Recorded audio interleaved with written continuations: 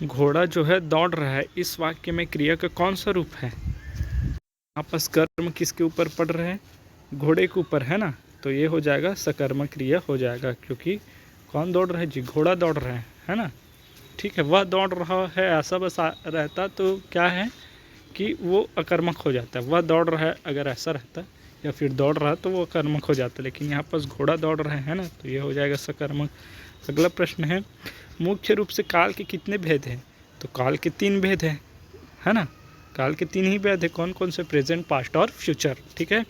अगला प्रश्न है, वह कल दिल्ली जाएगा, यह वाक्य किस काल का है? तो ये कल जाएगा, तो ये भविष्य की बात कर रहे हैं, है ना, तो भविष्य काल हो जाएगा। ठीक है। अगला प्रश्न है, मोहन सो रहा था, यह भूतकाल का कौन सा भेद है? तो वो हो जाएगा अपूर्ण भूत, है ना। पूर्ण नहीं हुआ था, वो तो कंटिन्यू उसका जो सोना था, है ना, वो सो ही रहा था, तो क्या हो जाएगा? अपूर्ण भूत हो जाएगा। ठीक है। अगला प्रश्न है, संस्कृति शब्द का विशेषण क्या हो जाएगा? तो वो हो जाएगा सांस्कृतिक। ठीक है, ऑप्शन नंबर बी सही हो जाएगा। अगला प्रश्न है, सुरेश ने रमेश से पत्र लिखवाया, तो क्या है? दूसरे को काम करवाना, ये सारी चीज़ें क्या हो जाता है? प्रेरणार्थक। ठीक है। अगला है, गर्म शब्द से बनने वाली नाम धातु क्रिया कौन सी है? तो वो क्या है? गरमाना, है ना, ये हो जाएगा।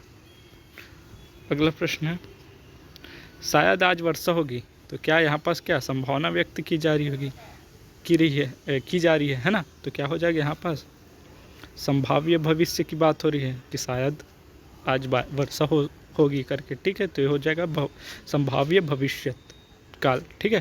अगला प्रश्न है, थोड़ा पानी लाओ, तो पानी क्या है? थोड़ा लाओ बोल रहा है, तो क्या है? कोई निश्चित है क्या कि थोड़ा को नापा जा सकता है? इसकी तो कोई सीमा है नहीं, तो क्या हो जाएगा? यहाँ पास परिमाणवाचक तो है, परिमाणवाचक है, लेकिन क्या है? वो अनिश्चित है। ठीक है, तो ऑप्शन नंबर ख सही हो जाएगा। बच्चा रोता है, इस वाक्य में क्या है? कौन रोता है?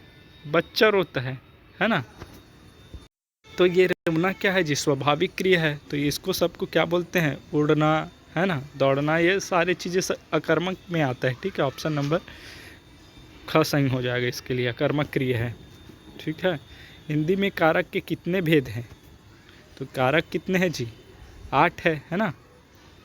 कौन कौन से जी? कर्ता ने कर्म को करण से, है ना, के द्वारा संप्रदान के लिए, अधिकरण में पर संबोधन, है ना, संबंध का के की, संबोधन हे हरे, अधिकरण में पर, ये सारे क्या है? कारक है ना। तो कुल टोटल कितने हैं? 8 है, ऑप्शन नंबर ग सही हो जाएगा।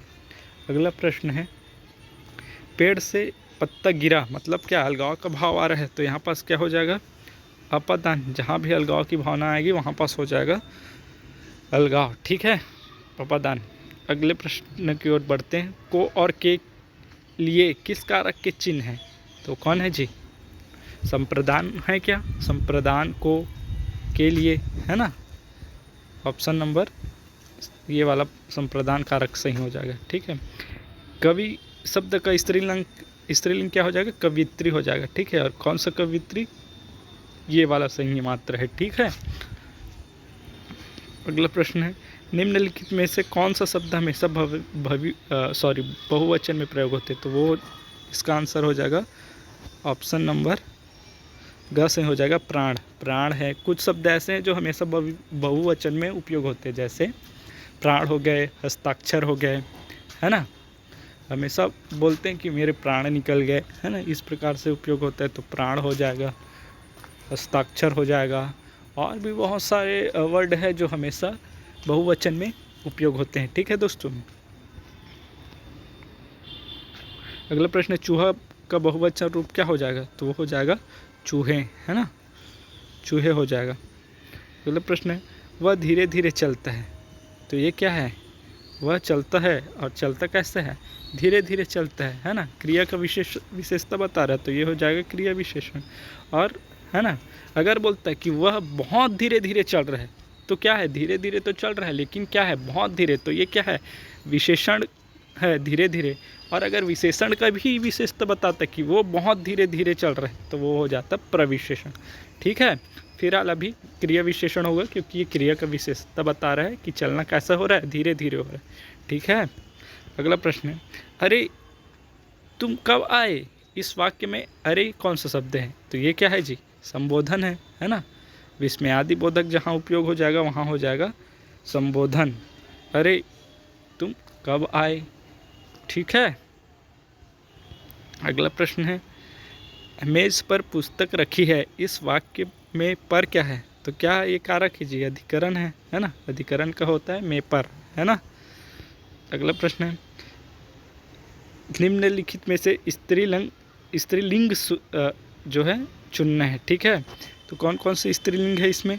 तो पानी जो है हमेशा जो है पुल्लिंग में आता है, दही भी आता है, घी भी है जो है पुल्लिंग के शब्द है, लेकिन हवा बह रही है कहते हैं ना, तो यहाँ पर हवा क्या हो जाएगा? स्त्रीलिंग हो जाएगा। ठीक है।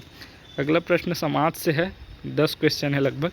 दो वर्णों के मेल से होने वाले विकार को क्या कहते हैं? तो जहाँ वर्ण का बात आ जाए दोस्तों तो वहाँ आप मार दीजिए संधि, और अगर बात शब्दों की जाए, है ना, शब्दों के मेल से क्या बनते हैं तो वो हो जाएगा समास। समास का अर्थ होता है संक्षेप, और इसका समास का उल्टा है व्यास। व्यास मतलब छोटा। ठीक है। अब फिलहाल यहाँ पर संधि इसका आंसर हो जाएगा, दो वर्णों के मेल से होने वाले विकार को। ठीक है। यहाँ पर संधि के ही कुछ क्वेश्चन है, जैसे देखिए सूर्योदय, सूर्यधन उदय। ठीक है, और इसमें गुण संधि है, ऑप्शन नंबर ए सही हो जाएगा।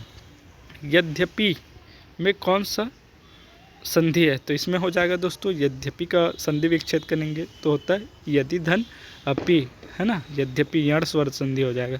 अगला प्रश्न है, यथाशक्ति। तो देखिए यथाशक्ति में यहाँ पास यथा धन शक्ति होता है, मतलब यथा जो है उपसर्ग लगा है, और जहाँ उपसर्ग लगा रहता है उसको बोलते हैं अवयवी भाव समास। ठीक है।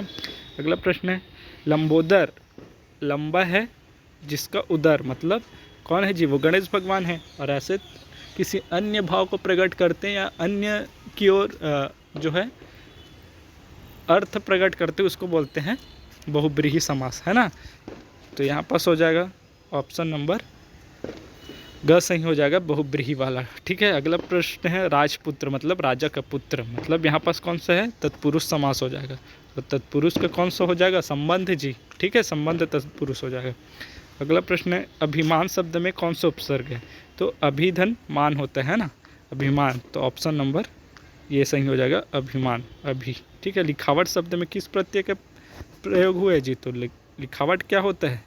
संधि विच्छेद, हाँ, आवट है ना यहाँ पास, लिखधन आवट, लिखावट, है ना, तो यहाँ पास आवट जो है प्रत्यय सही हो जाएगा।